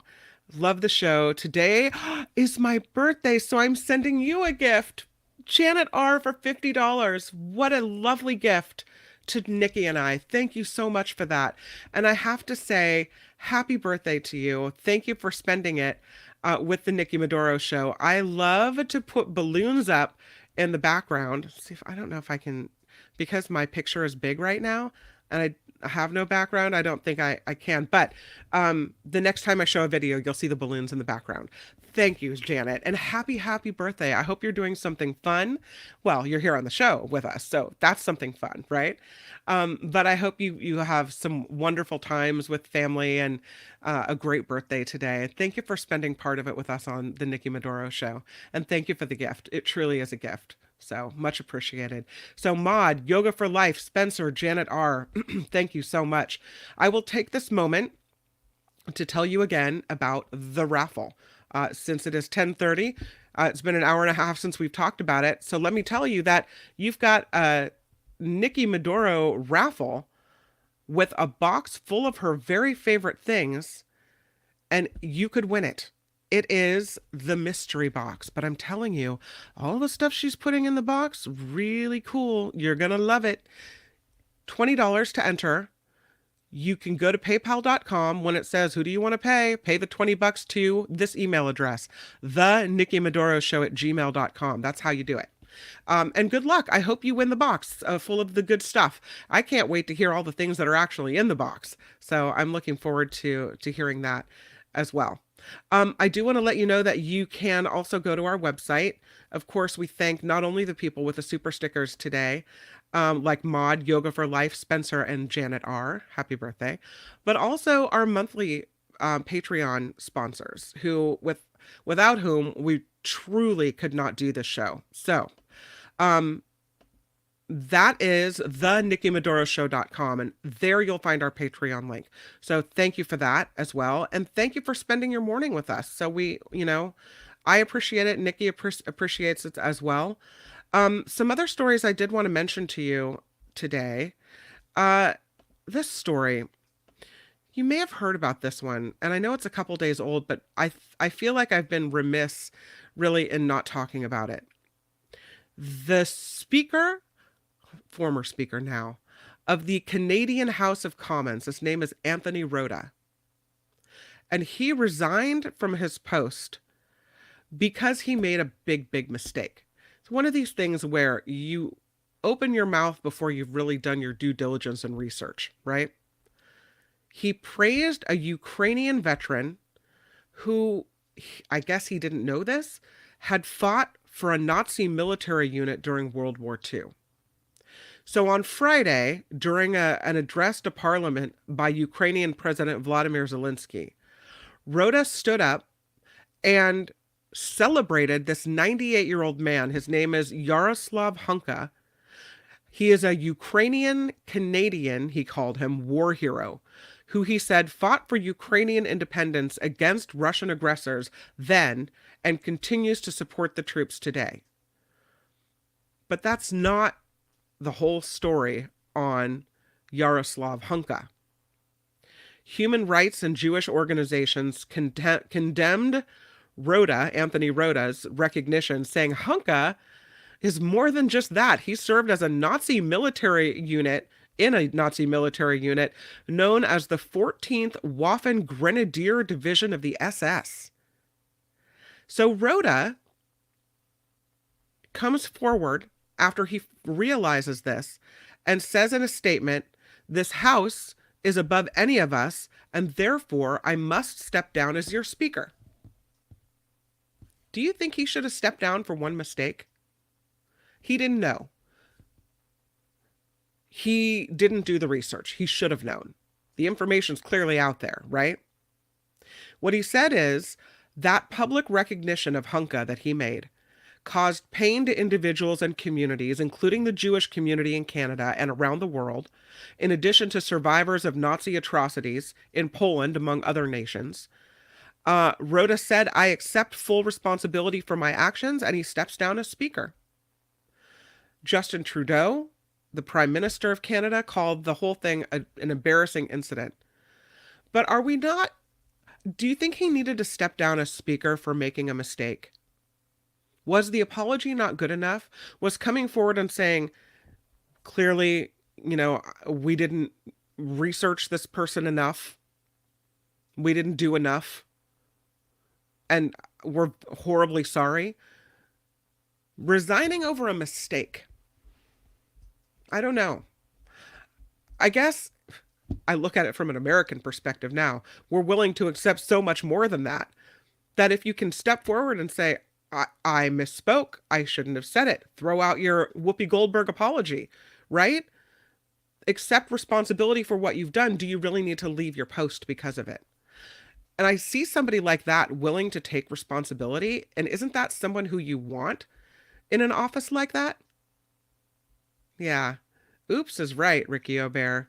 It was a pretty big oops. I will say that. Right? But I don't know if he needed to step down over it.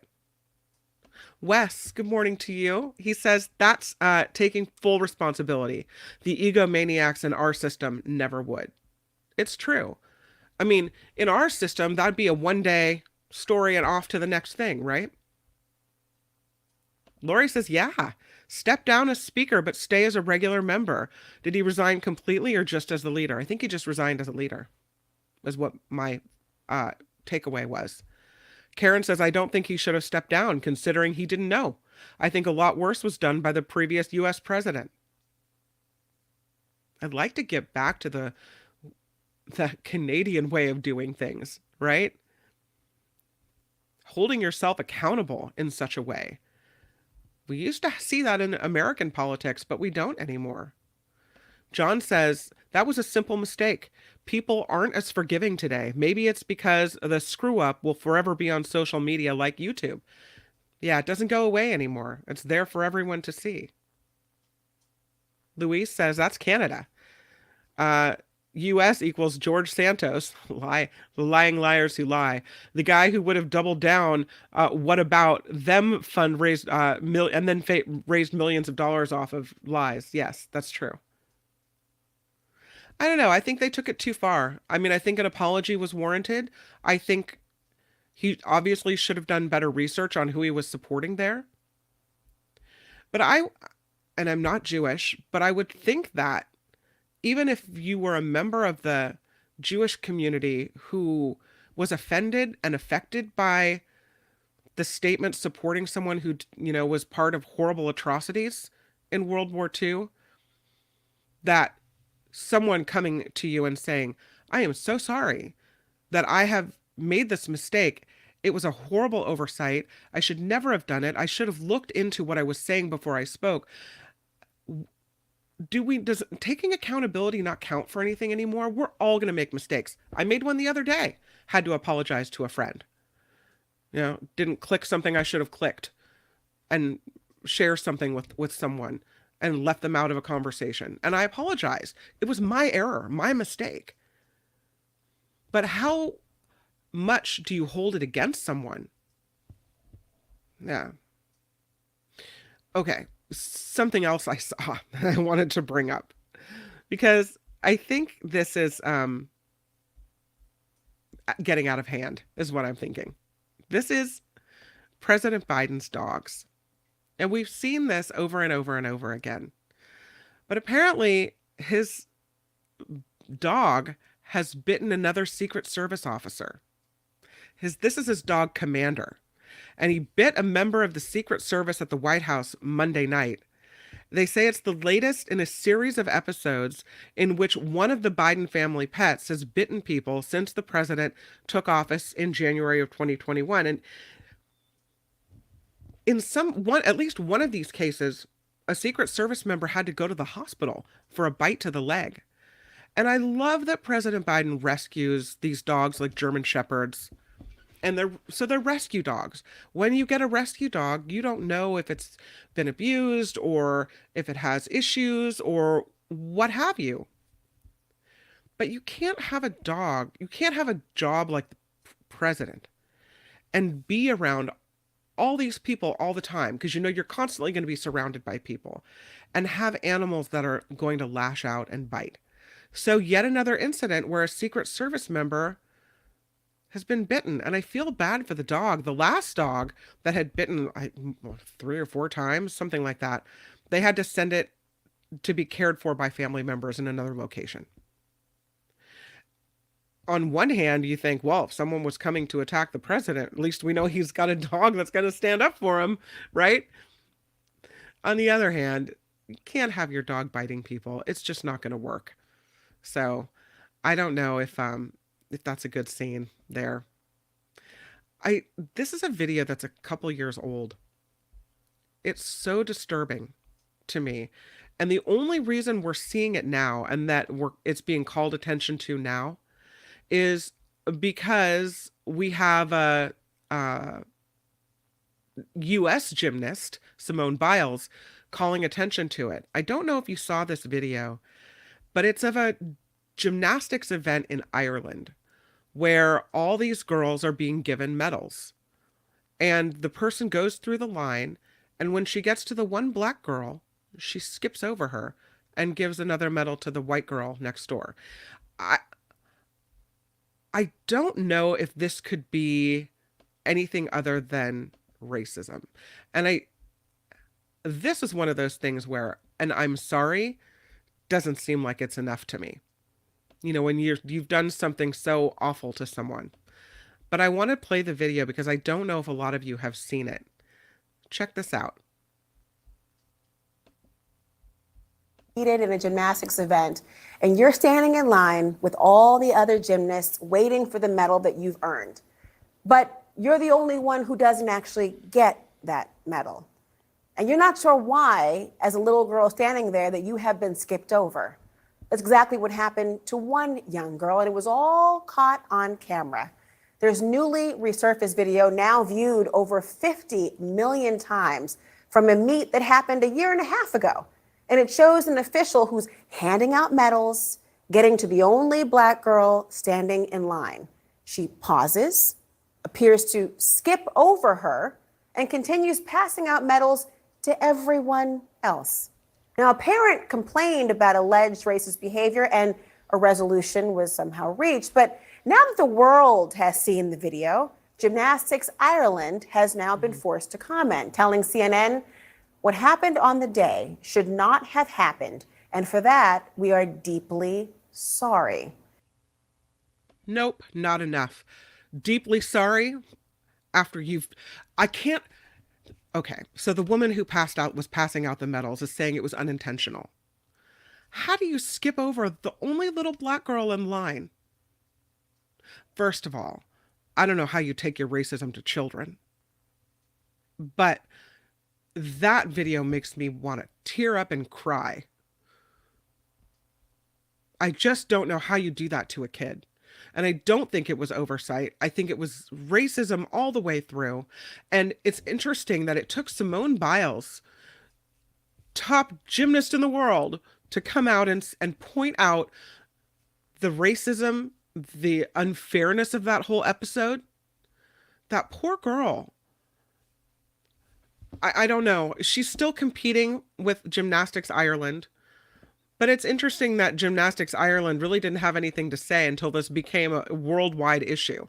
And again, this video is what? A year and a half? Nearly 2 years old now? I'm shocked. Karen, she writes, "The woman passing out medals has no business being there. Fire her." Right? Intentionally disrespectful. No excuses for that. To a child. No, I mean, it's not acceptable to an adult either. But you would think that who can be mean to a little kid? Yeah. Calvin said, did she say that, hey, we have an extra medal by accident? Who didn't say anything at the time? Where was the coach? All good questions. The only thing I can tell you is that the parents complained. That now that an apology by Gymnastics Ireland has been issued, they say it's not enough either. And I agree. Maud says they have their names on them. Was that the excuse I read? The lady didn't see hers. I read that she said it was an unintentional error, unintentional mistake. I'm not sure if they have the names on them. Yeah, Simone Biles is a true hero. John never met a racist who wasn't an idiot. Ricky says he read the same thing. So maybe that's why. Maybe it just happened to be that was the one girl who didn't have her name on the medal. Yeah. Karen says she couldn't have just missed that kid. It was very clear on the video. Jim with a draconian, remove the woman's entire family from all sports for life. That's harsh, Jim. I don't know. The question, PT says, why did it happen? Was the list alphabetized? How were the medals in that list arranged? Were the girls standing in the right order? Good questions. I wish I had more answers for you. But I look at it and, on the surface, and it's funny, we talked about this the other day when Nikki was here about when you look at a video but you don't have the whole context, because it may well be that there's more context to that story. But I look at the video and I just see that poor girl passed over. And I think, how could it be anything other than racism, right? The woman should have asked immediately. Yeah, I would have. I would have leaned down and said, hey, listen, I don't have a medal with your name on it, but I'm going to fix it. Let me go ask whomever. And even if you have to find a medal without a name on it, bring one back, right? Fix it. Karen says, Jim has a point. Where do you learn racism but from your family typically? Well, it looks like there's maybe more to the story. More information is needed. But I wanted to play that video for you. And on the surface, it looks like something that is a sad situation. And I don't know if an apology is going to be good enough for that. It's not good enough for me. I'll tell you that. Something in California, this is one of those things that, we talk about Governor Gavin Newsom, and I mentioned earlier PG&E and the CPUC, and that's been one of my disappointments with him. But when he does something like this, then, my heart kind of swells a little for him. California has doubled taxes on guns and ammunition in order to pay for school security. As someone who now sends a daughter to high school and a son to elementary school, and does worry, California will double the taxes on guns and ammunition and use the money to pay for more security at public schools, also for various violence prevention programs. This under a new law signed by Governor Gavin Newsom. He signed it this week on Tuesday. The federal government, according to The Guardian, already taxes the sale of guns and ammunition at either 10 or 11%, depending on the type of gun. But this law that Governor Newsom just signed into place adds another 11% on top of that, making California the only state with its own tax on guns and ammunition. This according to a gun control advocacy group.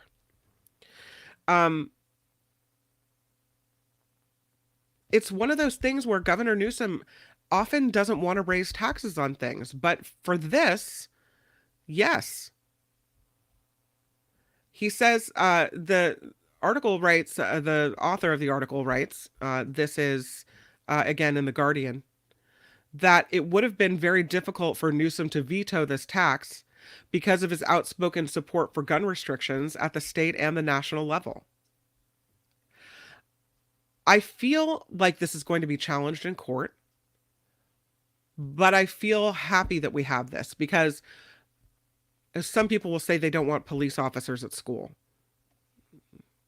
There are reasons for that, good and bad. But I feel like with the threat of school shootings and the threat of school violence, I don't mind seeing more security on campuses. I really don't. Governor Newsom says he views this tax as different than general tax increases that he often will oppose. He said gun violence already costs taxpayers a lot of money in health impacts and in the criminal justice system as well. And he said, I think this is a pretty moderate investment in prevention and reducing those costs ultimately.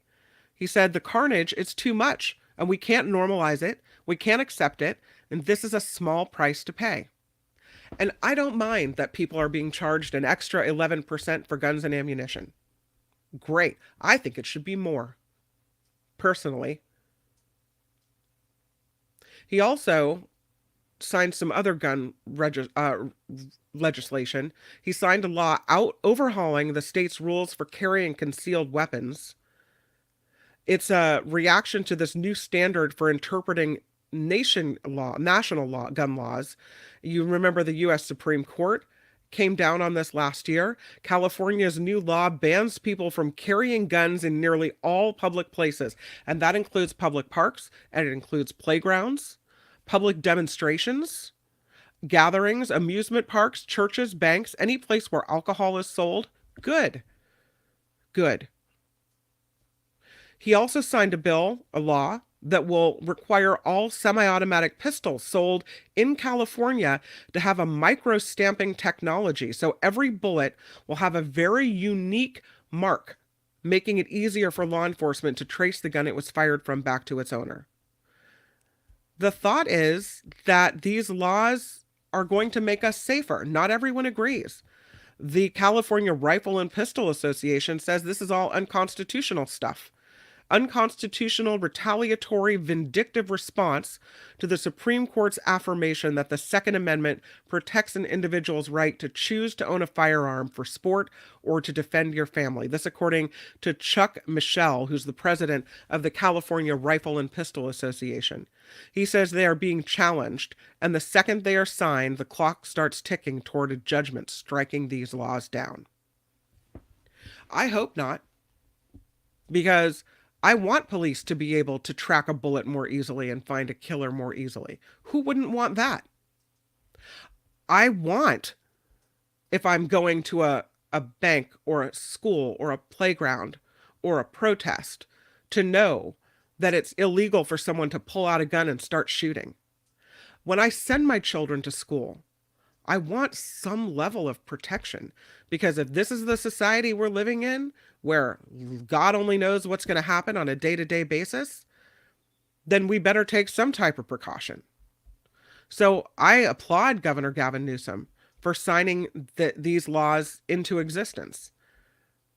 And I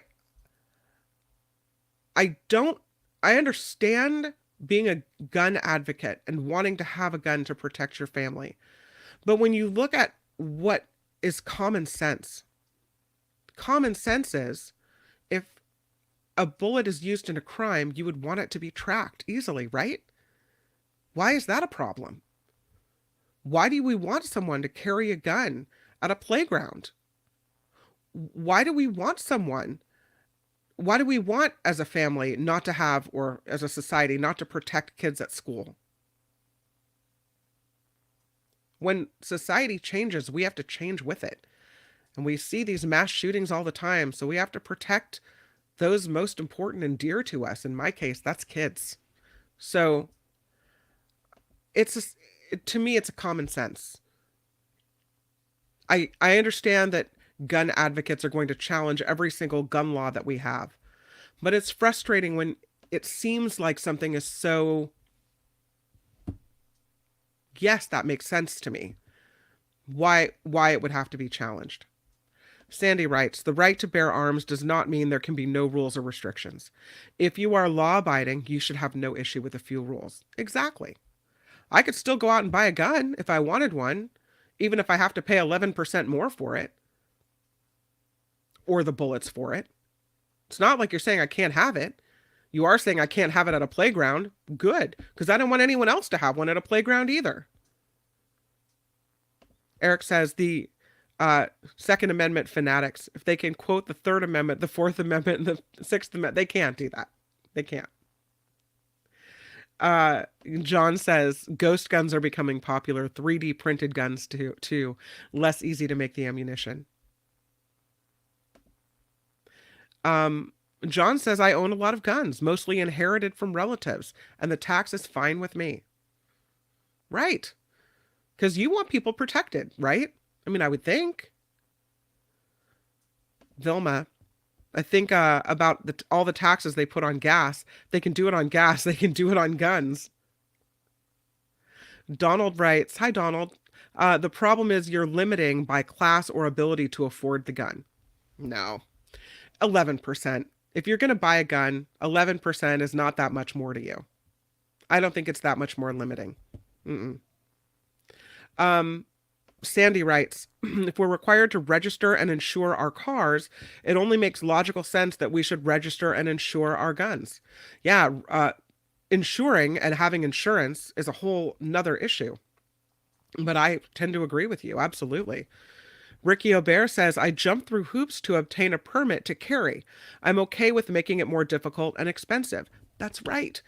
I mean, I want it to be difficult because I want I want the good guys who know how to use a gun, who aren't going to shoot the wrong person, who aren't going to pull the gun out in a weird situation where it's not warranted.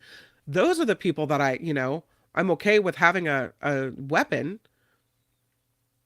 I want the restrictions to be tough. I want only the people that really ought to have them to get them.